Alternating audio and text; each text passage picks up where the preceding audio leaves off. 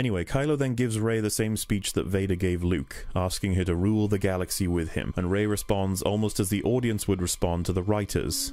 Don't do this. Please don't. Kylo then reveals to Rey that her parentage doesn't have relevance, that she is the child of filthy junk traders who sold her for drinking money. She has no place in their story and she comes from nothing. She is nothing. But not to him. I actually really like this line as it endeared me to Kylo for a moment. How much he is willing to break from his facade in order to prove to Rey that something is happening here, something potentially new. He may very well be the only character that I wanted to see in the film in terms of development. Adam Driver is arguably the best thing that came out of the new trilogy, and he will likely be the reason I watch episode 9. However, let's discuss a different character. Rey was speculated to be the child of Luke Skywalker, Obi-Wan Kenobi, or even the granddaughter of Emperor Palpatine. The reason people speculate these sorts of things is to see how the ripple effect pans out. Let's take the Palpatine theory. If she was related to Palpatine, then would that incline her to the dark side? What would Rey think if she knew she was a blood relative to a mass-murdering monster that held a horrifying grip across the galaxy? How would this inform her powers and her abilities? Will the First Order respond to Rey as a leader? Will there be people in the universe who want her to take the throne that Palpatine lost? What will her friends do if they find out her lineage? This is interesting, not because it references the old films, but it asks so many story-building questions that are ripe for not only exploring,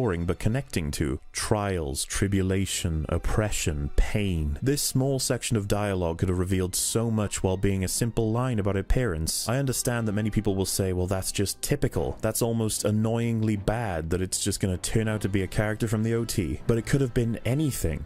Instead, it was nothing.